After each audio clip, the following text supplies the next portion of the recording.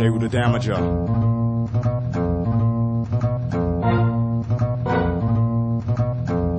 And it goes like this. For all your new jacks.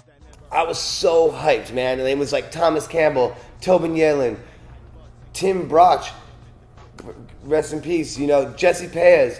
I was just so hyped from the feeling of like these just doing things, documenting it, and seeing all this group of people come together for a common love of skateboarding, you know, and that's all it was. It wasn't like I didn't see it as like, oh, like we have to get these photos for this magazine or anything, you know, and that was really like what really kickstarted it for me as far as going, hey, I might be able to do this. These guys are doing it.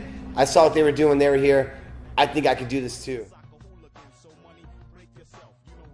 Penny became my best friend instantly. You know, we met each other, and I think what was cool is that he was pushing skateboarding in a direction that I wasn't, and I was pushing it as far as like flipping his board down bigger sets of stairs and more technical stuff, and I was pushing more towards bigger handrails, bigger hubbas, and kind of unconventional skate spots. And so I think the two of us kind of got psyched off each other, you know. Next thing I know, he was hitting, you know, grinding bigger handrails. I started frontside flipping over handrails, you know, like, so I was like, and just as people, I think like he remains, I don't have to see the guy for 10 years and we'll still be best friends, you know what I mean? Like, so he's just, you meet people over the years that you connect with and are inspired by, you know, and I think me and Tom were definitely like a major part of coming together and helping progress skateboarding at the time, you know, for what it was, and Jamie as well too, you know. I think it's all, once you get people that are competitive in a positive way, I think, you know, we weren't like trying to take each other out, but we were just trying to push each other, you know. So I think it just was good group of people coming together at that time to help the progression of skateboarding get to where it was going.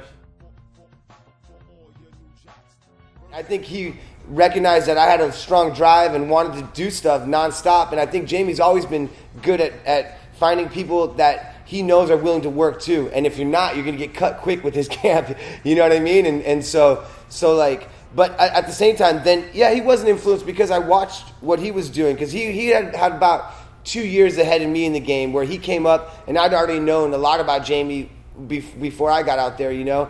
And I saw him, and I saw what he was doing. I saw that he wasn't only a pro, but he was talking to the companies. He was designing. He was hands-on, and he had a strong voice for everything that was happening that revolved around his products. And I was always just going into Foundation with him or Toy Machine, and I just watched what he was doing, kind of, you know. And I was like, okay, he's talking, and they're listening to him, you know. And so I think Jamie really opened up my eyes more that you could do more than just skate and get more involved with these companies, you know. And so I think that was a major influence that Jamie did, and for me,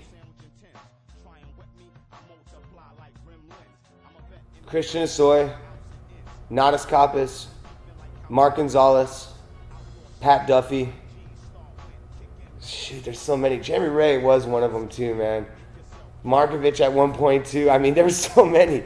I'd say Nija now.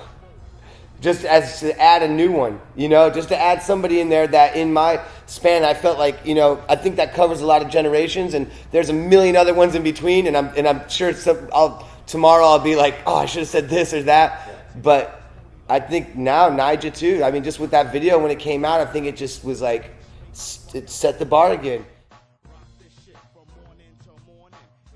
Mark Gonzalez, yeah, just still to this day. Like, I mean, just because for me, skateboarding was never about just the progression. It was about like the individual and the person and what they brought to skateboarding. Not many skaters could have a career as long as he has and still maintain that idea, you know, like still he is skateboarding. That is everything, is Mark. It's freedom. It's not caring about anything. It's about going on your board, enjoying yourself, pushing yourself physically, mentally, and having as much fun as you could possibly have. That's what skateboarding is, and that's what Mark is. Through my perspective, I guess what I would say is that I brought the idea of just continuing to have fun and doing this, because I genuinely always have had fun skateboarding throughout the hardest parts of filming, demos, all this stuff. And as easy as and fun as it looks from the outside, it's a job. It becomes a job. It becomes hard. It becomes, you know, a challenge on you to outdo yourself, all these different things. But throughout it all, I just had a blast doing it, and I love it, you know, and I've always loved it. And so I would like to think that, like, I brought just the idea of continuing to do something you love and enjoy what you're doing, and maybe a twist of style that might not have existed in skating had I not come around as much.